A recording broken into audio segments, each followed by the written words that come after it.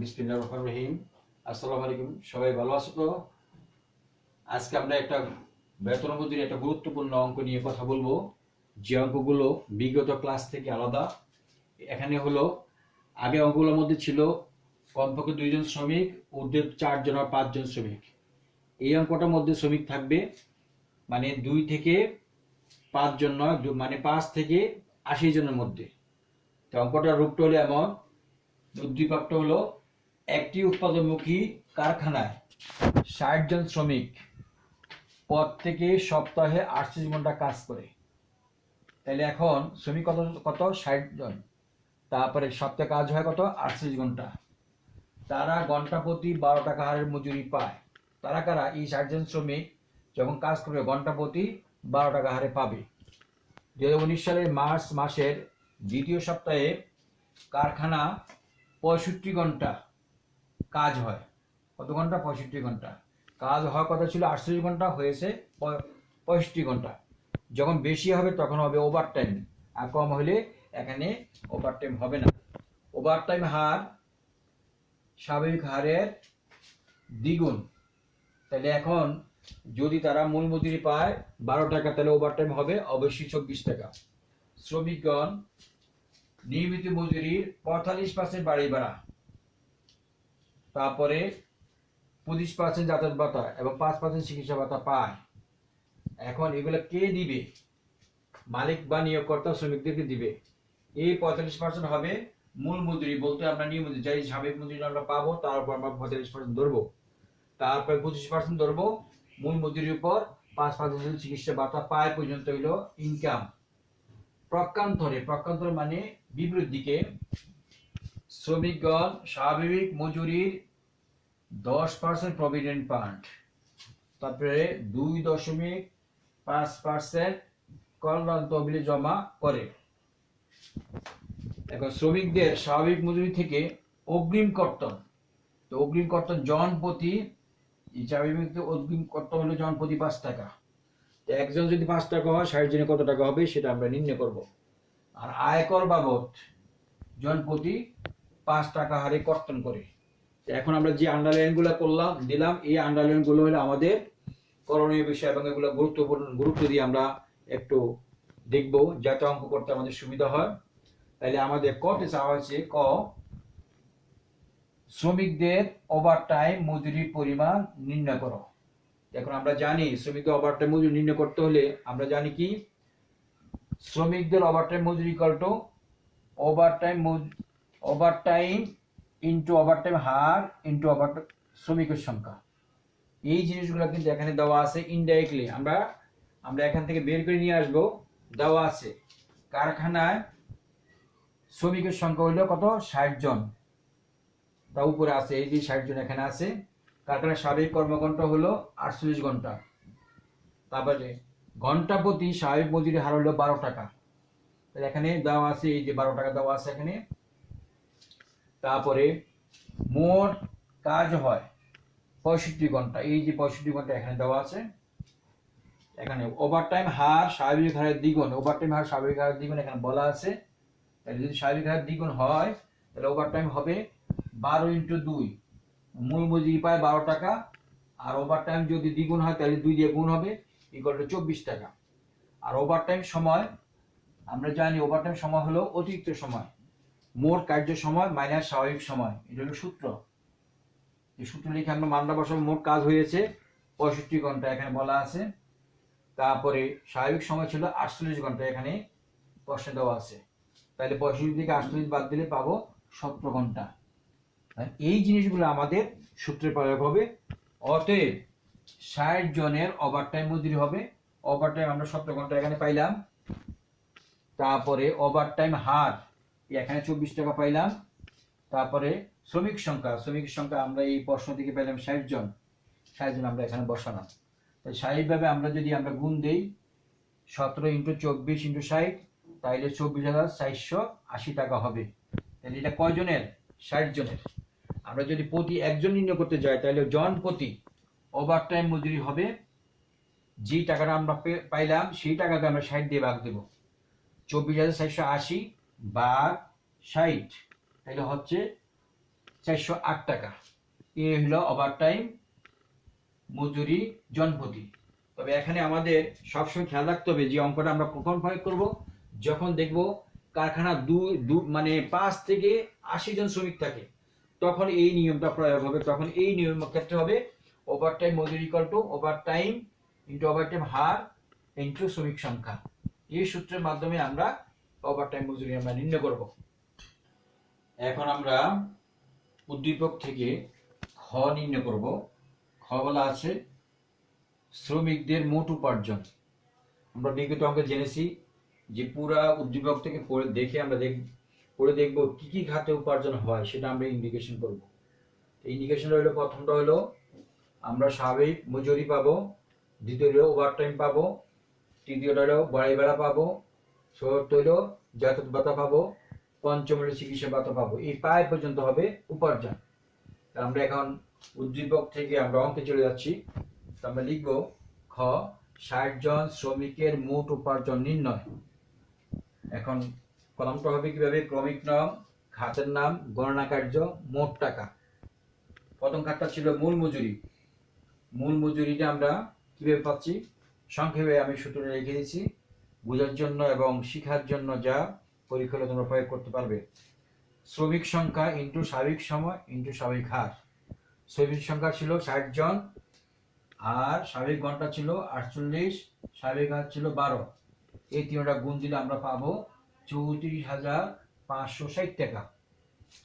এখন over time মজুরি আমরা খ থেকে আনতে পারবো, অথবা অনেক সময় কতে যদি ওভার টাইম মজুরি না চাওয়া হয়, তখন আমরা এইভাবে সূত্রের মাধ্যমে নির্ণয় করব overtime into overtime হার ইন্টু শ্রমিক সংখ্যা। এখন শ্রমিক সংখ্যা হলো 60 জন, ওভার টাইম হলো 17 ঘন্টা, আর সে ওভার টাইম মজুরি পায়, আমাদের মূল মজুরি বলা আছে 12 টাকা, আর ওভার টাইম হলো তার দ্বিগুণ, তাহলে 24 টাকা। তাহলে এখন 60 ইন্টু 17 ইন্টু 24, তাহলে হচ্ছে 24,480 টাকা। গতে বাড়ি ভাড়া ভাতা, প্রশ্নে উদ্দীপকে বলা আছে বাড়ি ভাড়া ভাতা নিয়মিত মজুরি 45%। নিয়মিত মজুরি বলতে আমরা স্বাভাবিক মজুরিকে বোঝাই। বাড়ি ভাড়া মূল মজুরির 45%। এখন বাড়ি ভাড়া যদি আমরা নির্ণয় করি কিভাবে, এখন মূল মজুরি আমরা পাচ্ছি 34,560, 34,560 ইন্টু 45%, তাইলে আমরা পাবো 15,552 টাকা। এরপরে যাতায়াত ভাতা, উদ্দীপকে বলা আছে 25% যাতায়াত ভাতা, তাহলে আমরা লিখবো যাতায়াত ভাতা ইকুয়াল টু মূল মজুরি ইন্টু 25%। তো মূল মজুরি আমরা সংগত কারণের উপর থেকে নিয়ে আসবো 34,560 ইন্টু 25%, তাইলে আমাদের হবে 8,440 টাকা। এরপরে আসো আমাদের কি বললো, চিকিৎসা ভাতা। চিকিৎসা ভাতা হচ্ছে 5% মূল মজুরি, তাহলে এখানে চিকিৎসা ভাতা হচ্ছে এরকম, চিকিৎসা ভাতা হলো মূল মজুরি ইন্টু 5%, 34,560 ইন্টু 5% হলো 1728 টাকা। তাহলে আমরা সব খাতগুলো আমরা যোগ করলে হবে আমাদের 84,960 টাকা। এই টাকাটা হলো মোট উপার্জন কয়জনের, 60 জনের। যে 60 জন শ্রমিক এক সপ্তাহ কাজ করলে এই টাকা পাওয়ার কথা। যদি আমরা জন প্রতি অথবা প্রতিজন নির্ণয় করতে হয়, অনেক সময় প্রতিজন চাওয়া হয় পরীক্ষা হলে অথবা প্রশ্নপত্রে, তখন আমরা লিখবো এই টাকাটাকে, মোট টাকাটাকে আমরা 60 দিয়ে ভাগ দিব, ভাগ দিলে ভাগফল হবে 1416 টাকা। তাহলে প্রতিজন শ্রমিক উপার্জন করবে 1416 টাকা। তাহলে আমরা সবসময় আমরা খেয়াল রাখতে হইব উদ্দীপক থেকে যে কি কি খাতে উপার্জন হবে সেগুলো আগে ইন্ডিকেশন করে আমরা কলামে নিয়ে আসবো, এবং কি কি খাতে হবে, কার উপর হবে, সব সময় মূল মজুরি অথবা স্বাভাবিক মজুরি হবে। এখন আমরা উদ্দীপকের ক খ আমরা কমপ্লিট করলাম। ক খর আলোকে গ করতে হবে। গ হলো শ্রমিকদের নিট প্রদেয় মজুরি। আমরা জানি, আমরা আগে জেনেছি, আগের যে অঙ্কগুলো করেছি বিগত ক্লাসে, ওইখানে আমরা মোট উপার্জন থেকে মোট কর্তন আমরা বাদ দিয়েছি।